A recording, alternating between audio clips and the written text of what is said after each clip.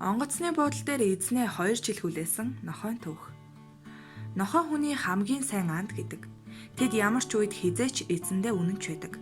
Эзнээ 2 жилийн туршид онгоцны буудлын дээр хүлээсэн нохойны талаар сэтгэл хөдлөм түүхийг танд хүргэе. Энэхүү үйл явдал Оросд болсон бөгөөд нисхийн ажилчдын төдийгүй дэлхийд даяар хүмүүсийн сэтгэлийг хөдөлгөж чадсан түүх юм. Энэхүү явдал Москвагийн Внуково онгоцны буудлын дээр болсон юм. Умард зүг рүү явах ил-18 онгоц руу хүмүүс орж ижээ. Хүмүүс тухтай чимээ багтай онгоцны сүүл хавцаа суухын тулд суудал булаацалдан орж байгаа харагдав. Харин нэг зорчигч огтхон ч ярахгүй байв. Тэрээр хүмүүсийг урдуураа оруулж ижээ. Тэрээр нохойтой байсан учраас хамгийн сүүлд орох гээд инхүү зогсож байж. Ингээд түүний орох ээлж боллоо. Тэрээр нохоондоо хүртэл тасалбар худалдан авсан байв. Харамсалтай нь эмчийн магадлага байхгүй улмаас нохойг онгоцонд оруулсангүй. Тэр зорчигч онгоцны буудлын дээр нохоогоо тэврээд хүзүүвчийг нь тайлаад түүнийг явуулжээ. Нохой тэр үед түүнийг зугаалуулахаар сул тавьж хэмээн бодоод онгоцны ойролцоо гүйж аваад ирсэн боловч онгоцны хаалга хаагдаж нохой орж чадахгүй баснаа мэджээ.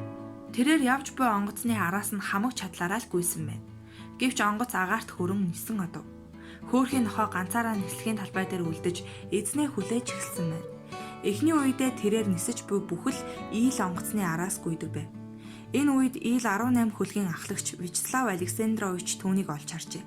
Хэдийгээр нислэгийн үеэр түүнд хийх ажил их байсан боловч тэрээр станцтай холбогдож нислэгийн талбайн зурусны хажууд нэг овчарк нохой байна.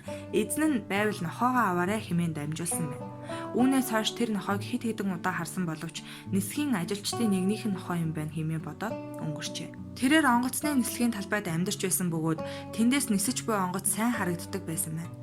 Хэсэг хугацааны дараа тэрээр нисэж буй онгоц түүнд хайж байгаа хүнээ олоход нь тус болохгүйг мэдсэн бололтой. Онгоцны газарталтын тавцангийн ойролцоо амьдрах болжээ. Ажилчдыг байдаг байрны доор амьдрах болсон тэрээр нисэж байгаа ирж байгаа онгоцнуудыг хардаг болсон байна. Онгоцноос дөнгөж хүмүүс буух үед тэрээр хүнээс зайдуу газар сууж эзнээ хайсаар байв. Олон жил амьдарч их зовлон үдсэн хөлгийн ахлагч нохойг хараад түүнийг нэг л гунигтай байгааг олж харсан байна. Тэрээр бензин түгээгүүрийн залууд хандаж чи энд байсан нэг нохойг харсан уу хэмээн асуужээ. Манай нохой юу удахгүй онгоц хөөрхөөр тэр ирэх байх гэж залуу хариулжээ. Энэ нохой хинийд амьдардаг юм бэ гэж ахлагч дахин асуулаа. Хинийд ч амьдардаггүй юм. Тэр хинд ч бууж өгдөггүй юм. Түүнийг барих гэж оролцсон боловч чадаагүй. Мөн түүн рүү хэсэг нохойнууд дайрч чихийг нь сэтэлчихсэн хэмээн залуу хариулжээ.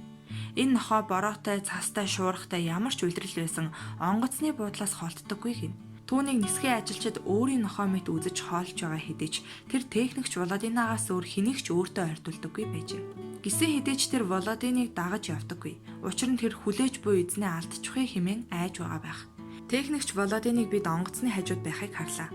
Анхандаа тэр биднийг ирэхэд ямарваа нэгэн муу зүйл болсон бололтой хэмээн сэжиглэж нохойг хараагүй хаана байгааг нь мэдэхгүй гэж хэлсэн байна. Харин бүх юм зүгээр байгааг мэдсэний дараа тэрээр ил-18 ирж явна. Тэгвэл нохойч гэсэн удахгүй энд ирнэ гэжээ. Тэд нохойд Пальма хэмээх нэр өгсөн байна.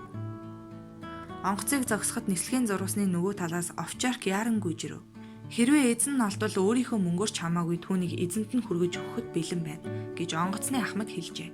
Онгоцноос зорчигчид бууж ирэхэд тэрээр дүхэж очиод онгоцны хаалга хаагдтал зогсож байгаад хүлээсэн хайсан хүн нь ирэхгүй болохоор газар хэвтэж шин нислэг ирэхээр дахин гүйж очиж эзнээ хүлээн хайдаг байжээ.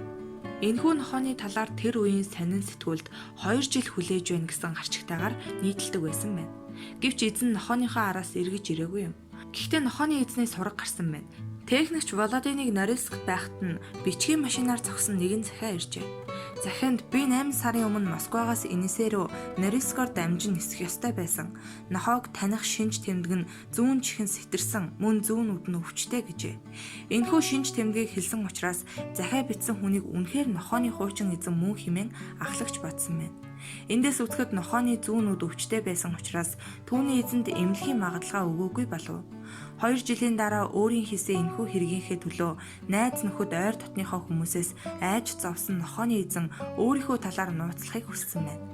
Янз бүрийн орноос маш олон хүмүүс нохойг өөртөө авахыг хүсэж байжээ. Харин нохойг Киев руу явуулсан байна. Киевийн багшийн их сургуулийн доцент Вера Котляревская нохойг авч явахаар ирэхэд Пальма нохой нэг л айсан байдалтай харагдаж байлаа. Түүний итгэлийг олж авахын тулд доцент Пальматай өдөр шөнөгүй хамт байжээ. Ингээд түүнийг Кев руу авч явах болоход түүнд нойрсуулах тариа хийж онгоцонд суулгав. Нохотой хамт шинэ эзэн Вера Котляревскай болон малын эмч Андрей явсан байна.